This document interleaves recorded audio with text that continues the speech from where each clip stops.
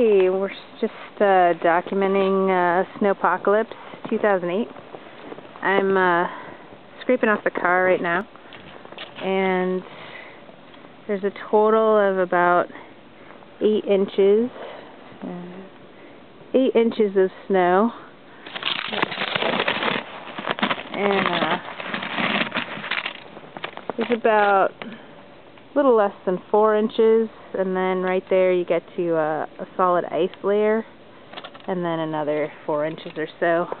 On top of that, I have just finished digging out the car. This is the first pavement I've seen in a while. Hey! And now just trying to de-ice the sides so we can get into it.